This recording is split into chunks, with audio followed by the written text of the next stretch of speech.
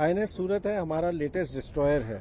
तो डिस्ट्रॉयर श्रृंखला का जो जहाज होता है उसमें कैपेबिलिटी होती है कि किसी भी डोमेन में वॉरफेयर हो, चाहे वो समुद्री सतह पे हो या हवा में हो या फिर समुद्र के भीतर पनडुब्बी से, जो भी कुछ एनिमी का सबमरीन हो, पनडुब्बी हो, जहाज हो या एयरक्राफ्ट हो या मिसाइल हो, उसको डिटेक्ट करके, उसको क्लासिफाई करके, उसको न्यूट्रलाइज कर सके, तो वो क्षमता हम में है। उसके अलावा हमारे पास हेलोडेक है जिसमें और 2 हैंगर हैं जिसमें हमारे पास 2 हेलीकॉप्टर हम कैरी कर सकते हैं और उनको ऑपरेट कर सकते हैं, जो हमारी जो इंटेग्रल ऑर्गेनिक सेंसर्स हैं उनकी कैपेबिलिटी और बढ़ाते हैं वो, और हमारा एनवेलप, डिटेक्शन एनवेलप और टारगेटिंग एनवेलप को ज़्यादा बड़ा करते हैं। और सबसे खास बात कहूँगा कि इंडिजिनस है, भारत में बना है, तकरीबन 75% कॉम्पोनेंट है इंडिजिनस कॉम्पोनेंट, और नेवी का लेटेस्ट डिस्ट्रॉयर है और मैं कहूँगा कि बेस्ट शिप है। कैसे इसको हम अलग मानेंगे या और वॉरशिप से इसको थोड़ा अच्छा देखा जाएगा, जो अच्छा महत्वपूर्ण रोल इंडियन नेवी में? और वॉरशिप से अलग नहीं होगा, क्योंकि हमारे जो शिप्स हैं वो एक कैटेगरी के, ऐसे नौसेना के पास तकरीबन 10 डिस्ट्रॉयर हैं प्रोजेक्ट 15 के अंदर।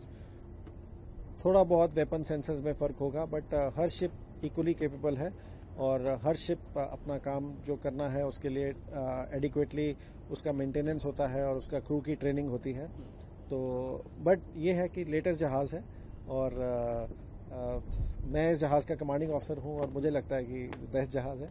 So if we talk about the weapon systems, so how the INS Surat is more playing the important role by the weapon system in Indian Navy?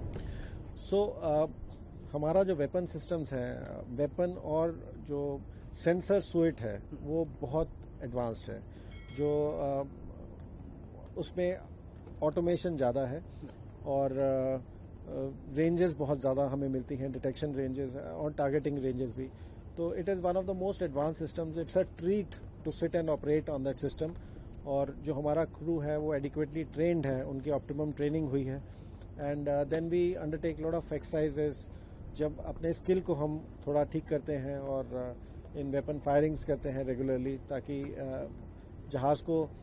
जहाज हमेशा के लिए रेडी रहे, ताकि कहीं भी डिप्लॉय हो किसी भी मिशन के लिए। So we are ready anytime, anywhere, anyhow. Actually, we heard the record-breaking launches. Yes, so that is coming of age of Indian shipbuilding. You see, when you have larger numbers, when you build ships in seven of a type or 10 of a type, then you get this shrunk timelines. And truly, what a record! 2.5 years from launch to commissioning. I think better than the developed countries also. So if we talk about the crews and personnel deployed on this, yes, also agree. So they are the most motivated of the lot. I am their commanding officer, and it's a very proud feeling because they are truly the best. Agniveers are, Agnipad scheme was the scheme for induction, so it's just a recruitment scheme. Otherwise, between Agniveers and the rest, there is no difference. They are adequately trained. They are sailors, and they are doing the job in all trades, whether it is engine room or sitting on the sensors or operating the gun or any adam job, paperwork or making meals on board. So they are doing the job, and you are aware that Navy has opened both officer and sailor cadre for induction of women. So women can be accommodated on board, and there is no limit to the number of women officers or women sailors we can carry. So our accommodation spaces are in living conditions. I mean, we can accommodate the 100% of the ship can be women. There is no problem in that. Operation Sindoor में भारतीय नौसेना पोत सूरत और हमारे बहुत सारे जहाज और सबसे नोटेबली हमारा जो एयरक्राफ्ट कैरियर है विक्रांत, हम सब डिप्लॉयड थे और हम रेडी थे और हमने जो अपना काम था वो किया और हम रेडी रहेंगे। अगली अपॉर्चुनिटी का हम वेट कर रहे हैं, हम तैयार हैं।